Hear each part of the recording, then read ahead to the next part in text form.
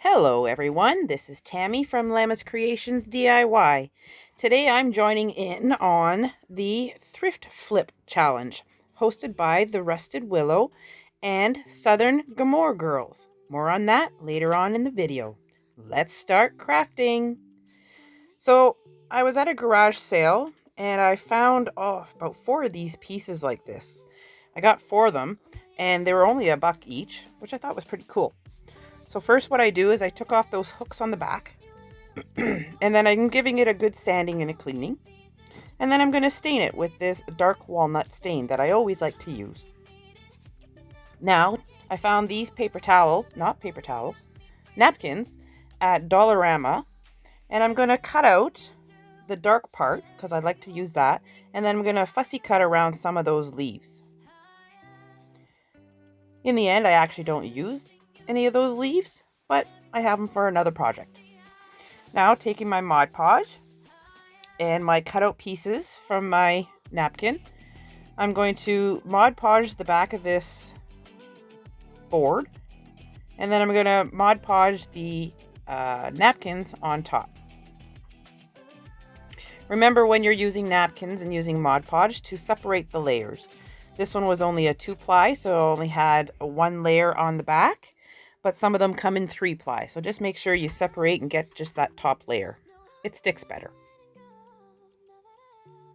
Just going along and Mod Podging the napkins all over the front of this wood piece. I think originally the way it was hung, where I seen the hangers on it, is the square part goes at the top, but I'm using it the other way around.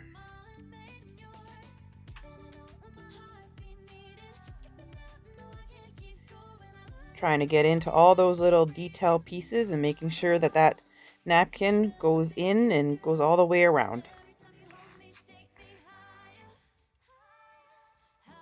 And then using some Mod Podge, I'm going to Mod Podge on top. And yes, I use way too much. I do scoop it up with my paintbrush and put it back into my jar because that's way too much Mod Podge there. Now, if you remember a while back, I did that dip test with the jars, and these were the ones that screwed up, but I kept them, and this is one of the reasons why I'm going to use it. First, what I'm going to do is I'm going to take some jute rope and wrap it around the middle and tie it into a double knot.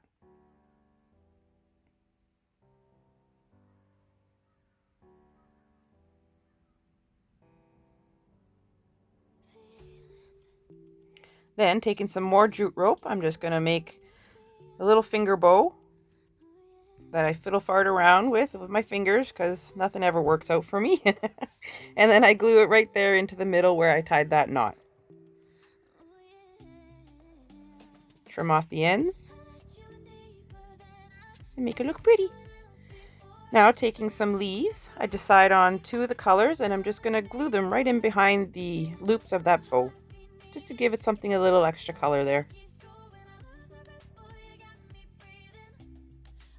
Now that that's all dry, I'm going to take my little sander, and in a downward motion, I'm going to sand all that extra napkin off. It makes it all nice and smooth and comes off perfectly this way. It's kind of neat watching it all fall off. Taking my jar, making sure that how it's going to stand. I'm going to use Gorilla Glue. I thought I'd give this a try. And I'm going to use my hot glue and glue it right to the bottom of that stand.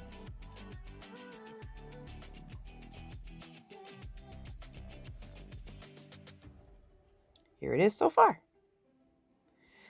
Taking some more leaves, deciding on which ones I want to use, and taking some pine cones.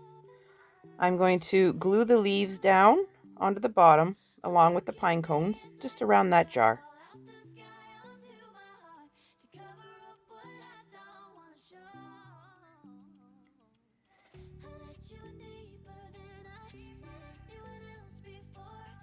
And there it is set up.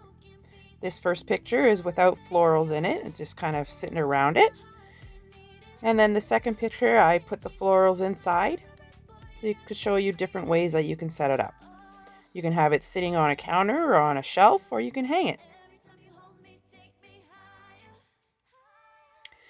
This challenge is hosted by the Rusted Willow.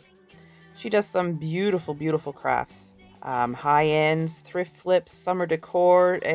She's got some really wonderful crafts over there. And it's co-hosted by Southern Gomorrah Girls.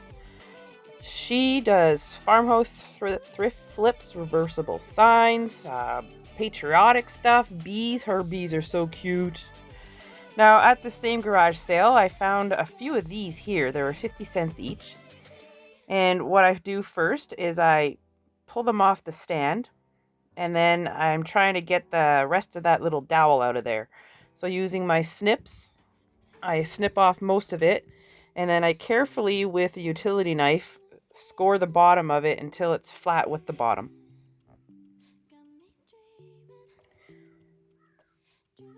If you're a returning subscriber coming back over, I'd like to say welcome. Love having you back. If you're new, I'd like to say welcome to you too. Please hit that subscribe button. Don't forget to like this video and hit that bell. Now, taking some extra stems from florals, I've just cut 2 pieces off and then I bent them into a curve, and I'm going to hot glue them to the side of these little cuppy things, which are now going to be cups. Sanding down the bottom part, and I'm going to putty in those little holes. I'm using the other side as the top part, but I like to see holes missing, not there, so I decided to putty them in. Now, while that's drying, I'm going to paint these little cups with my baking soda and paint mixture. I get all around the cup and on the inside. And then with my brown paint, I'm going to paint that little round part on the bottom of the cup. And I also paint the little stand.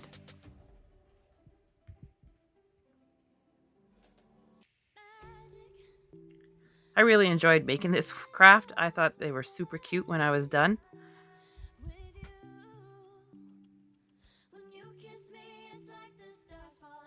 I paint the front, the back, and all around the sides. Now, I printed these little images off on tissue paper. You just tape your tissue paper to a regular piece of paper and run it through your printer. Cutting them down as close as I can get to the image. Some of them were pretty easy, but the words, they had a little bit of showing left. And using my Mod Podge and a paintbrush, I'm going to apply a little bit of Mod Podge onto the cup and then pick the image up with my paintbrush and apply it onto my little cup. And I do the same on the back side, and I do the same thing for the other little cup as well. And here they are. Aren't they cute? Cute little tiny cups, tea and coffee. I love them. They're absolutely adorable. I think I might try making other things this way as well. And here they are set up on my coffee stand, or on my little tier tray by my coffee stand. I'd like to thank you for watching. If you could, please subscribe to my channel, like this video, and hit that bell for all the other notifications. I hope everybody has a wonderful day, and we'll see you again next time. Bye.